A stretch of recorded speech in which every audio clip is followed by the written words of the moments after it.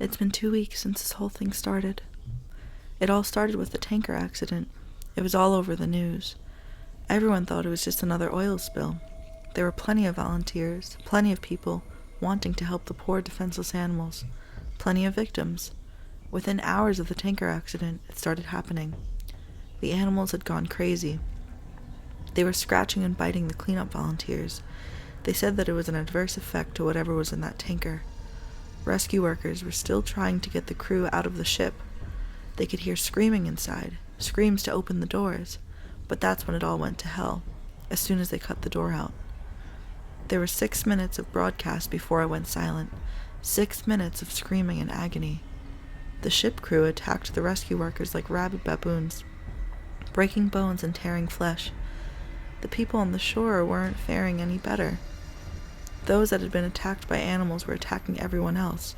It was worse than any war zone report. It was sheer brutality, and yet the broadcast still went on for 6 minutes. 6 minutes and then blank faces. Nobody could explain what was happening.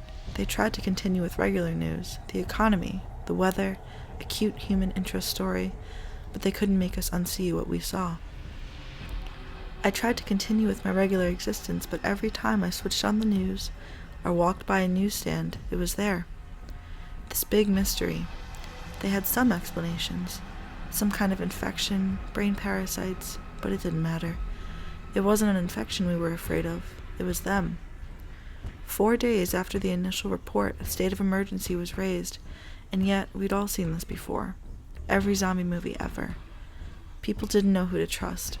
People were stockpiling food and weapons. Some tried to flee, but it seems every zombie movie was right. They didn't make it. 3 days later, they arrived in my town. I expected moans, shuffling corpses, but that's where the movies lied. They ran through the streets, screaming. I remember running to my front door as fast as I could, locking, barricading, doing anything I could to make sure it would stay shut. And then I headed for the window. I was on the second story and I could see the carnage. They were unstoppable. They were aware. A group of them made their way through a building across the street. They jumped straight through the plate glass windows. Even the shards slicing through them made no difference. They just kept coming. My barricade wasn't going to hold. I rushed around my flat, grabbing supplies and jamming them into the most secure room of the flat. I went back for one last look across the street, and I wished that I hadn't. In a second-story window, my face met one of theirs. They knew where I was. I quickly dashed into the room and locked the door. I don't have any kind of panic room or secure basement, so the safest place I could think of was my bathroom. No windows, one door with a lock. I had filled my sink and bathtub full of water, so I could stay for a while. So I sat there in the dark room with the distant screams in my ears.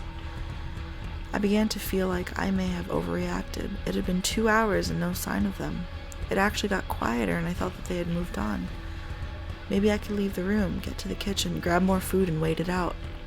A crash came from the front door, the sound of someone running full force into the door and knocking down the barrier behind it. There were a couple more crashes before I knew they were inside. Rapid footsteps moving around the flat, a couple screams, and then a bang on the wall beside me. My eyes were open to their widest, even in the pitch-black darkness of the room. Another bang, and another.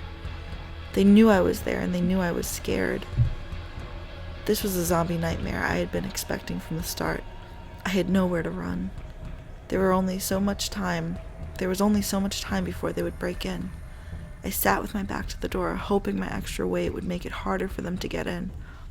And then it got worse. "Why don't you open the door?" a voice on the other side of the door said. No screams or moans, just a quiet, whispery voice. And then more of them. "We've come for you. You'll be happier if you open the door. It's not so bad." The whispery voices became a cacophony of noise, trying to persuade me, to break me, to fool me. I had heard that the moaning of the zombies would drive people insane, but this was worse. This was a siren call. I sat in the darkness and hoped and prayed that they would get bored. But they don't just get bored and they don't leave. I managed to use a mirror to peek under the door, only to be greeted by horrible, unblinking eyes, blood-smeared faces, screams, and more horrible whispers. That was 2 days ago. I don't know what to do anymore. maybe it won't be so bad.